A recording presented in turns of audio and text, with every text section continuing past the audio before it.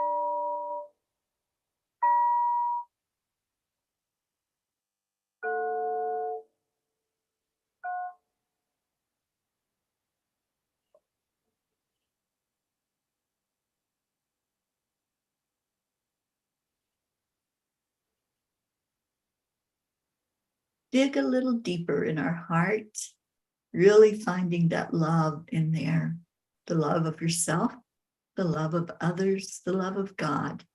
And that's what we want to send forward into the world. Just send that peace that passes all understanding, and pray that it reaches every heart that needs to see that light tonight. So breathe in love and breathe out love.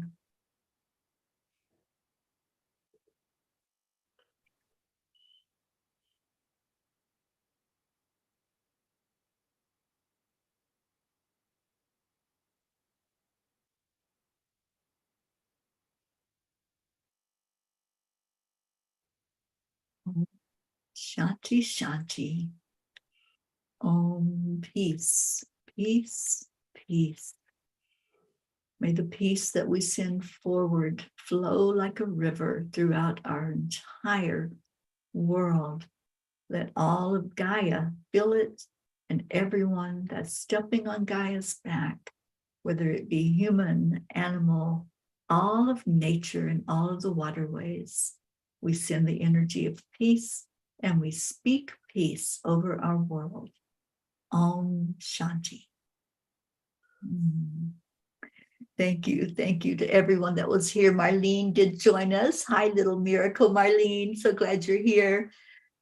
And every night we make a declaration that there is peace on earth. And Christine, would you guide us in this tonight? Yeah, I am on the read the prayer that if peace on earth and be kind to everyone else and be cheerful. 1, 2, 3.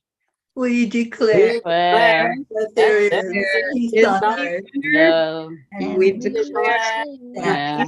is inside of us. Yeah, to be kind, so it is. And be kind. And be kind. always be kind. Thank you, Chris. Forever and ever. But amen. Amen. Charlie? Yes, we've been doing this for 960 days now. Ooh. We've been doing this as a group known as The peace for peace. For peace. Yes, NTG. And guys, I'm a P, and Terry's a P, and Charlie's a P, and Yeah. Karen's a P, and Chris is a terrific P. Wouldn't you Yeah. like to be a P too? And Marley. And Marlene's a P. And Marlene's a P. P. There's a lot of P's. There are That's a lot why of we P's. And know there's Teddy's a P's on it. P, and Sunny's a P, and we have little Yeah. P dogs, Harry and Ringo. And Wyatt's a P. So wouldn't you all like to be a P too? Come join us, because we sing it loud and clear every night so that it's ringing through the hills, which are alive with the sound With of the chants. chanting. And we know that peace is coming around the corner when we chant, right? Yeah. And put smiles on our faces. And Miss Gracie, if you're listening, we love you so much and we missed you tonight. So we are going to leave everyone. It is yoga night, and Karen's going to go see Yogi and Boo Boo. Yeah. So stay in your hearts and stay blessed, and we'll see you back here tomorrow. And we leave you with Namaste. thank you, everyone who joined in tonight. What a beautiful, amazing night this was. We love you so much. Bye, everybody. See you Bye. tomorrow.